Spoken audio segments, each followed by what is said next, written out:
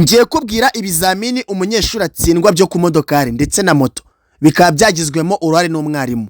Bino bintu ubikurikire neza nk'umunyeshuri na mwarimu ubyumve neza. Imodokari igira ibizamini bitanu. Ikizamini cyambere ni amakona, hagakurikiraho parking, hagakurikiraho circulation, hagakurikiraho T-cross. Ikizamini cya nyuma ni demarrage.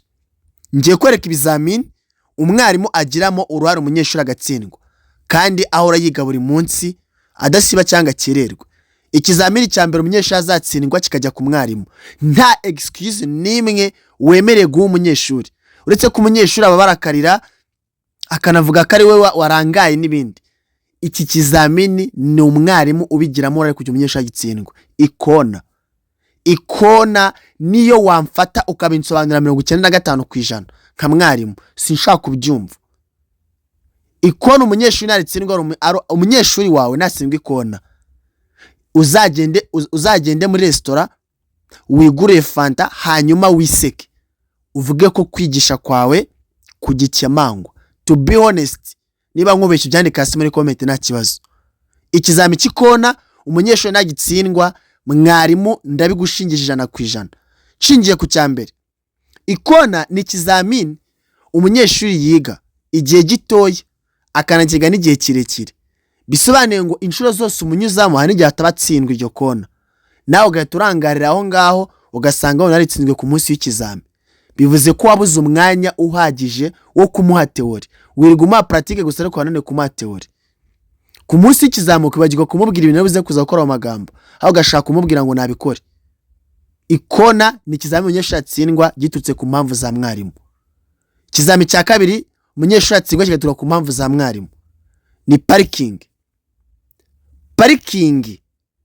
Umunyeshuri iyo ayitsindwa ni impamvu za mwarimu. Ndakwereka impamvu. Impamvu ya mbere, toza umunyeshuri wawe iminota. Icya kabiri, niba atari ku rwego gukora parking neza uko ubyifuza, wimwandikisha gukora ikizamini uretse kumwandikisha, wigendera kuri pressure ye. Kubyumva neza.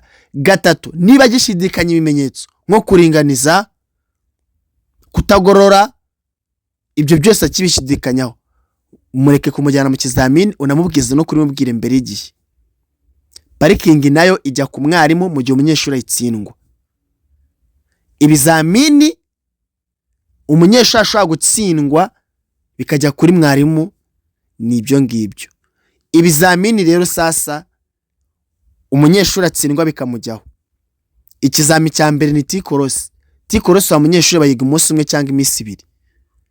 Ntabwo ni imibare bakwereka bakakwereka uburyo urubusubira inyuma ukoresha retroviseur nawe uruze kuzokatira.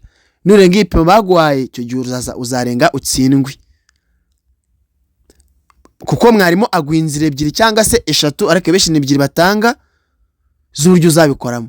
Niba urukwiye kuba ubikora neza, iyo T-cross nagikomeye ku ruhande rwawe. Circulation ni mwarimu yagukatishije ahantu hose banyuza abanyeshuri, agakwereka aho bahagarika abanyeshuri, ukaba circulation yitsinzwe, ntago ari impamvu za mwarimu. Narimvuze ko izo ngizo zaba atari impamvu za mwarimu. Bisobanuye iki?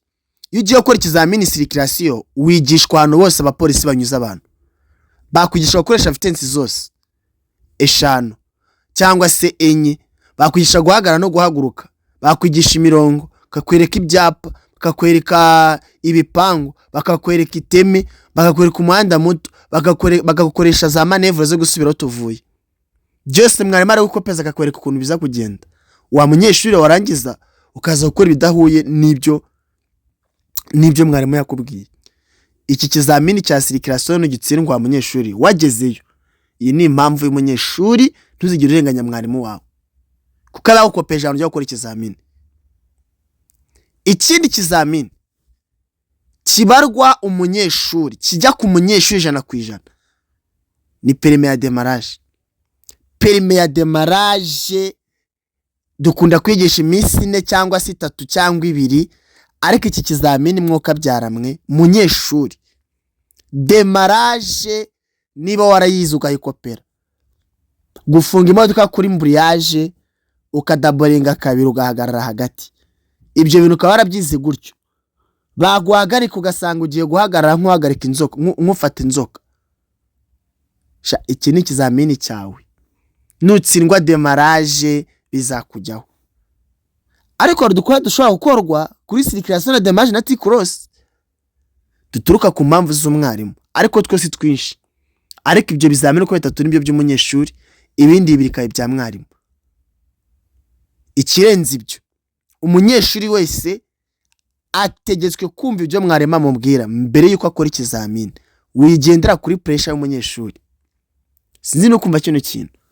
Wigendera kuri pressure y'umunyeshuri wa mwarimu. Bwira umunyeshuri ngo urwego ugezeho ntago ari gukora ikizamini, baburetse. Cyangwa se ubwira uti nujya ugatsindwa nibikureba ntago bimbarwaho. Unamugira inama ko amafaranga agiye gutanga 50 ari menshi, yumva ububi bwayo n'ikibi cyabyo. Biratangaje ko umunyeshuri ajya gukora ikizamini akibagirwa feriya, abyiga buri munsi.